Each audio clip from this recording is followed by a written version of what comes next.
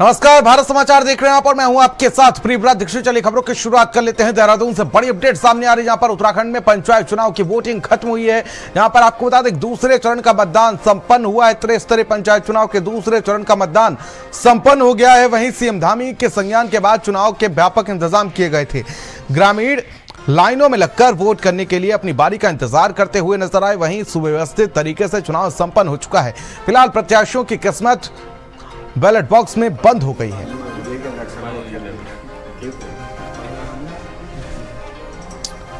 तो दूसरे चरण का मतदान फिलहाल आज संपन्न हुआ है और पंचायत चुनाव को लेकर आज दूसरे चरण का मतदान संपन्न हुआ है और प्रत्याशियों की किस्मत कैद हुई है बैलेट बॉक्स में। देखिए जरा किस तरीके से लोगों के अंदर उत्साह था और जो लोग वोट डालने के लिए नहीं पहुंच पा रहे थे वो भी किसी न किसी जरिए से किसी न किसी तरीके से आज मतदान करने के लिए पहुंचे थे।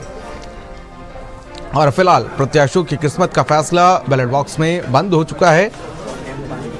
और इसकी अगर बात की जाए तो नतीजे की, तो 31 तारीख को ये नतीजे आएंगे। दूसरा चरण फिलहाल समाप्त हो चुका है और अब बस 31 जुलाई का इंतजार, जब नतीजे सामने आएंगे।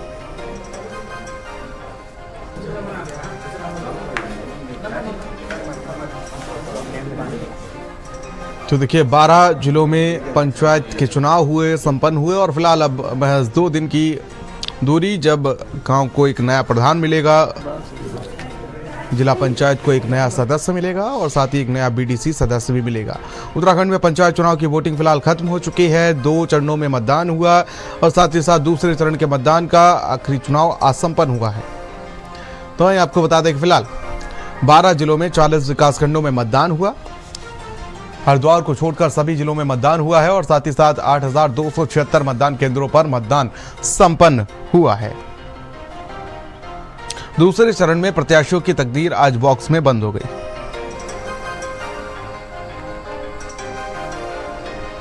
सहसपुर, रायपुर, डोईवाला में मतदान खत्म हो चुका है। फिलहाल सभी मतदान केंद्रों पर मतदान खत्म हो चुका है। पहले चरण के लिए 24 जुलाई को मतदान हुआ था और दूसरे चरण में आज फिलहाल मतदान हुआ है। मुख्यमंत्री पुष्कर सिंह धामी ने सभी मतदाताओं से अपील की थी ज्यादा से ज्यादा संख्या में वोटिंग पॉइंट्स पर पहुंचकर मतदान करें। 31 जुलाई को प्रत्याशियों की किस्मत खुलेगी और साथ ही साथ कौन नया प्रधान होगा, कौन नया जिला पंचायत सदस्य होगा, कौन नया बीडीसी होगा, इसको लेकर फिलहाल नतीजे 31 जुलाई को सामने आएंगे।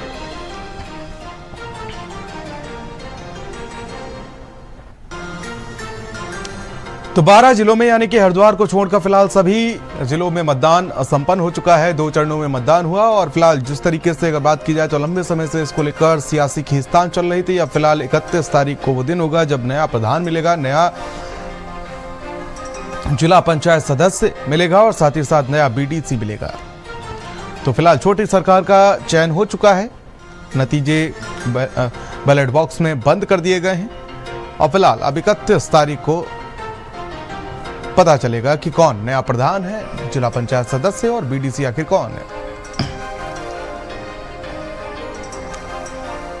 चलिए खबरों में आगे बढ़ेंगे और खबर हरिद्वार से सामने आई, जहां पर मनसा देवी हादसे को लेकर आदेश जारी किया गया है। जहां पर आपको बता दें कि जिलाधिकारी मयूर दीक्षित ने आदेश जारी किया है। मामले की मजिस्ट्रियल जांच के आदेश जारी किए गए। उप जिलाधिकारी हरिद्वार को सौंपी गई जांच। तो वहीं आपको बता दें कि 15 दिन में जांच पूरी करने के निर्देश दिए गए।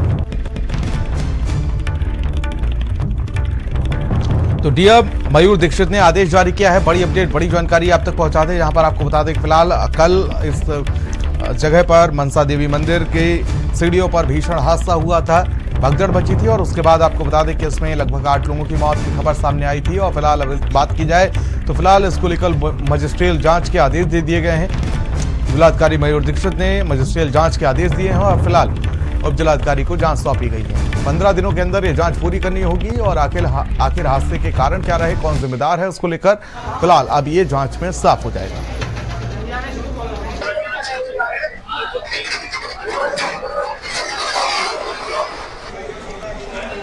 तो फिलहाल मंदिर में भगदड़ मची और उसमें 8 लोगों की मौत हो गई थी और अब इसको लेकर मजिस्ट्रियल जांच के आदेश दे दिए गए।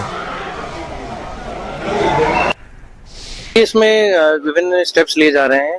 अभी पैदल मार्ग का भी निरीक्षण किया गया और साथ ही जो सीढ़ी मार्ग है उसका भी निरीक्षण किया गया। साथ ही जहाँ जहाँ पर हमारे जैसे शूज उतारने के पॉइंट्स हैं, जो दुकानें लगी थी उन सबको कहाँ पे हम हटा सकते हैं, कौन कौन सी दुकानें अवैध थी उनको हमने बंद करने के लिए जो आदेश दिया था, उसमें पुलिस डिपार्टमेंट, राजा जी की डिपार्टमेंट, राजा जी फॉरेस्ट डिपार्टमेंट और साथ ही जिला प्रशासन, मंदिर समिति सभी के द्वारा संयुक्त निरीक्षण किया गया है। अब क्योंकि हम देख रहे हैं कि आप जैसे सोमवार है, सावन का सोमवार है, अच्छी खासी भीड़ है, तो उसमें श्रद्धालुओं को कहीं भी ऐसा कंजेशन का पॉइंट ना डेवलप हो, उसके लिए आगे की व्यवस्थाएं बनाई जा रही हैं। और साथ ही ये भी सुनिश्चित किया जा रहा है कि जो हमारे पैदल रास्ता है उसमें और सुविधाएं हम कैसे यात्रियों को दे सकते हैं, जैसे बैठने का स्थल हो, टॉयलेट्स हो, पीने का पानी हो, तो उसके लिए भी आज स्थल कुछ चयनित किए गए, पार्किंग के स्थल चयनित किए गए, आगे इस पर भी प्लान किया जाएगा। हरिद्वार के मनसा देवी मंदिर में भगदड़ की दर्दनाक घटना के बाद अब मंदिर परिसर को श्रद्धालुओं के लिए दोबारा से खोल दिया गया है। हालांकि इस बार जो श्रद्धालु है वो कड़ी सुरक्षा के घेरे में यहाँ पर दर्शन कर सकेंगे और पहले की तरह जो भक्त हैं मां के दरबार में पहुंच रहे हैं, अपनी आस्था और मन्नत लेकर पहुंच रहे हैं।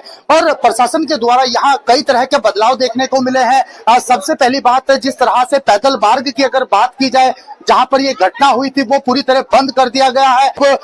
श्रद्धालु है वो लगातार मां मनसा देवी के दरबार में पहुंच रहे हैं। वहीं प्रशासन भी लगातार इस हादसे को लेकर गंभीर दिखाई दे रहा है। यहाँ लगातार घटना स्थल पर पहुंच रहा है और बारीकी से जांच कर रहा है। अपने सहयोगी के साथ मैं संजय पुंडीर, भारत समाचार, हरिद्वार।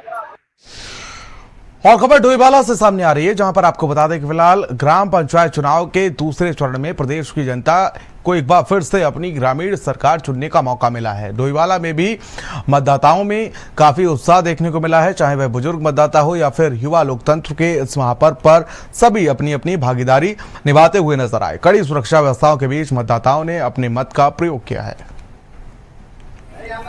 जो है सो ठीक ही है और आगे भी पूरा ये कि पीछे जो भी कार्यकाल हुआ सब अच्छा ही हुआ और आगे भी करते हैं कि आपका अच्छा ही होगा।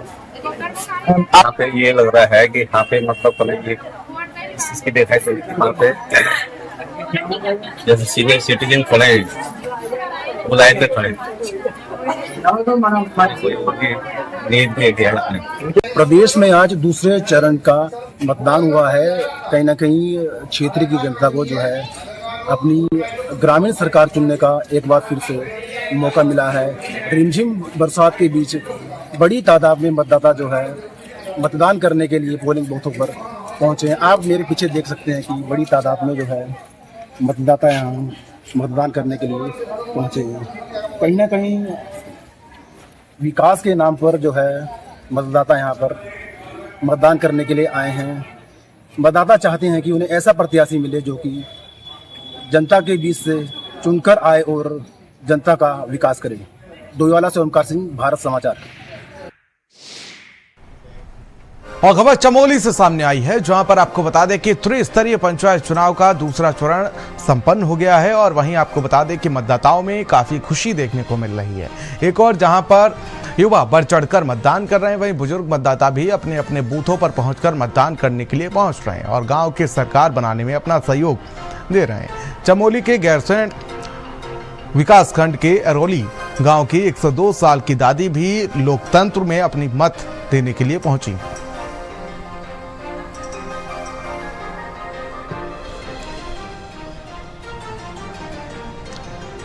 और खबर जसपुर से सामने आई है, जहां पर लोकतंत्र के महापर्व त्रिस्तरीय पंचायत चुनाव में आज दूसरे चरण के मतदान दिवस पर काशीपुर समेत जनपद उधम सिंह नगर में पहली बार अपने मत का प्रयोग करने वाले मतदाताओं में एक अलग ही उत्साह देखने को मिल रहा है। मेरा देश बदल रहा है संकल्प पर चलते हुए पहली बार वोट करने वाले मतदाताओं ने कैमरे के आगे बेबाकी से अपनी बात रखते हुए कहा कि हम आज ऐसे प्रत्याशी को वोट करने निकले हैं जो क्षेत्र में विकास की गति दे सके और सरकार की तमाम योजनाओं का लाभ ग्रामीणों तक पहुंचा सके।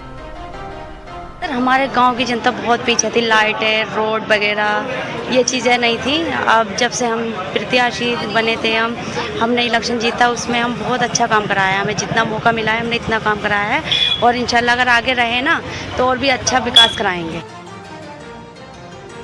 देहरादून से बड़ी खबर सामने आ रही है, जहां पर आपको बता दें फिलहाल देहरादून में बीकेटीसी में नियुक्त किया गया नया सलाहकार, जहां पर आपको बता दें बीडी सिंह बीकेटीसी में सीएम के सलाहकार नियुक्त किए गए हैं। हाल ही में बीकेटीसी अध्यक्ष से जुड़ा विवाद सामने आया था।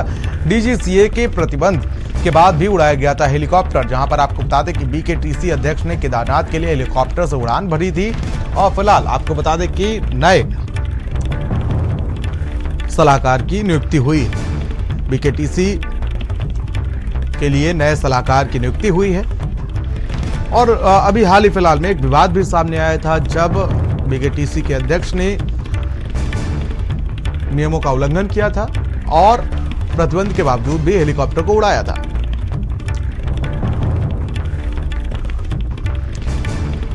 तो डीजीसीए के प्रतिबंध के बावजूद भी हेलीकॉप्टर को उड़ाया गया था और उसको लेकर एक विवाद खड़ा हुआ था, सियासी तकरार भी देखने को मिल रही थी। और उसके बाद आपको बता दें फिलहाल अब एक नया सलाहकार नियुक्त किया गया है। बीकेटीसी में नियुक्त किया गया नया सलाहकार, और इस पूरे मामले को लेकर आपको बता दें कि बीडी सिंह बीकेटीसी में सीएम के सलाहकार नियुक्त किए गए। तो हाल ही फिलहाल में बीकेटीसी अध्यक्ष से जुड़ा हुआ एक विवाद भी सामने आया था, और इस पूरे विवाद के बाद आपको बता दें कि डीजीसीए के प्रतिबंध के बाद भी हेलीकॉप्टर उड़ाया गया था। इसी पर पूरा विवाद खड़ा हुआ था और हेलीकॉप्टर से उड़ान बढ़ी थी बीकेटीसी के अध्यक्ष जो हैं, और उस पर सियासी तकरार भी देखने को मिल रही थी। उत्तराखंड से बड़ी खबर सामने आ रही, जहां पर आपको बता दें कि फिलहाल पर्वतीय जिलों में आज भारी बारिश की संभावना जताई गई, जहां पर देहरादून, पौड़ी, टिहरी, नैनीताल में बारिश का अलर्ट जारी किया गया, जहां पर चंपावत और बागेश्वर में भारी बारिश की संभावना जताई गई है। तो बड़ी अपडेट, बड़ी जानकारी, जहां पर आपको बता दें फिलहाल मौसम विभाग ने अलर्ट जारी किया है और साथ ही साथ देहरादून समेत कई जिलों में बारिश की संभावना जताई गई है। चंपावत और बागेश्वर में भारी बारिश की संभावना है। पर्वतीय जिलों में आज भारी बारिश की संभावना जताई गई है। देहरादून, पौड़ी, टिहरी, नैनीताल में बारिश का अलर्ट जारी किया गया है। ये बड़ी अपडेट, बड़ी जानकारी आप तक पहुंचा दे। चंपावत और बागेश्वर में भारी बारिश की संभावना जताई गई है। पर्वतीय जिलों में आज भारी बारिश की संभावना जताई गई है। ये बड़ी अपडेट, बड़ी जानकारी, जहां पर आपको बता दें कि देहरादून, पौड़ी, टिहरी, नैनीताल में बारिश का अलर्ट जारी किया गया है। और आज सावन माह का तीसरा सोमवार है। इस पवित्र अवसर पर सीएम धामी ने अपने आवास पर भोलेनाथ की पूजा अर्चना की और साथ ही प्रदेश के लिए विकास और प्रगति की कामना की और प्रदेशवासियों के सुख समृद्धि की कामना की। सीएम धामी ने सोशल मीडिया प्लेटफॉर्म एक्स पर पोस्ट कर सभी को शुभकामनाएं भी दी हैं।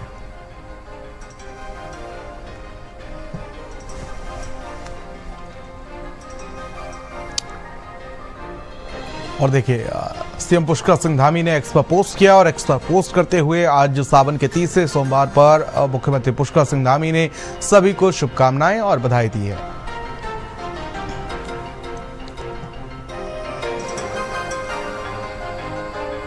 पौड़ी से बड़ी खबर सामने आ रही, जहां पर आपको बता दें पौड़ी में आपदा प्रभावित क्षेत्र में पहुंचे सांसद अनिल बलूनी, जहां पर आपको बता दें देवप्रयाग के बाऊ बाजार में पीड़ितों से मुलाकात की है, अधिकारियों के साथ जाकर स्थलीय निरीक्षण किया है, संबंधित अफसरों को हर संभव मदद का निर्देश दिया गया है। तो बड़ी अपडेट, बड़ी जानकारी आप तक पहुंचा दें, जहां पर आपको बता दें कि अधिकारियों के साथ जाकर स्थलीय निरीक्षण किया गया है। ये बड़ी अपडेट, बड़ी जानकारी, संबंधित अफसरों को हर संभव मदद का निर्देश भी दिया गया है। तो आपदा प्रभावित क्षेत्रों में पहुंचे सांसद अनिल बलूनी और आपको बता दें फिलहाल देवप्रयाग के बाऊ बाजार में पीड़ित से मुलाकात करने के लिए पहुंचे। तो अधिकारियों के साथ जाकर स्थलीय निरीक्षण किया गया। ये बड़ी अपडेट, बड़ी जानकारी आप तक पहुंचा दें, जहां पर आपको बता दें कि हर संभव मदद का आश्वासन भी दिया गया है।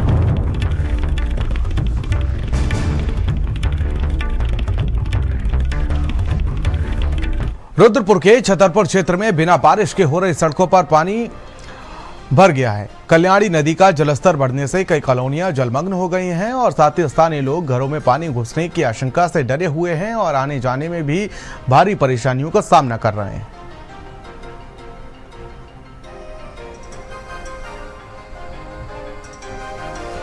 टाइम में थोड़ा कम हुआ, उससे 1-2 बजे बाद फिर बहुत ज़्यादा बढ़ गया। पूरा पानी है, पूरे एरिया में पानी भर जाता है। लेकिन बरसात तो इतनी है, खाली 2-2.5 घंटा रात में बारिश हुई थी। हाँ, कोई निकल ही नहीं रहा, जो भी जा रहा है अपने छत पे जा रहे हैं बस। अच्छा, आना जाना सब बंद है। तो पानी भरने का रीजन एक तो यह है कि बगल में नाला है। आप एक बार बैक कैमरा करके दिखा सकते हैं, जो नाला आगे से शायद ब्लॉक है और उसकी वजह से, नाला ब्लॉक होने की वजह से ये पानी इधर कॉलोनी में आ गया, जिससे यहाँ के आम नागरिकों को बहुत समस्या हो रही है। देहरादून से बड़ी खबर, जहां पर आपको बता दें गलौबी में खाई में गिरा युवक, जहां पर आपको बता दें कि एसडीआरएफ ने रेस्क्यू किया है, युवक को अस्पताल में भर्ती कराया गया है। बड़ी अपडेट, बड़ी जानकारी, जहां पर आपको बता दें फिलहाल गलौबी में खाई में युवक गिरा है, एसडीआरएफ ने रेस्क्यू किया है। तो युवक को अस्पताल में भर्ती कराया गया है। ये बड़ी अपडेट, बड़ी जानकारी आप तक पहुंचा दें, जहां पर आपको बता दें कि फिलहाल गलौबी में खाई में युवक गिरा है। देहरादून से खबर सामने आई है और एसडीआरएफ ने रेस्क्यू किया है।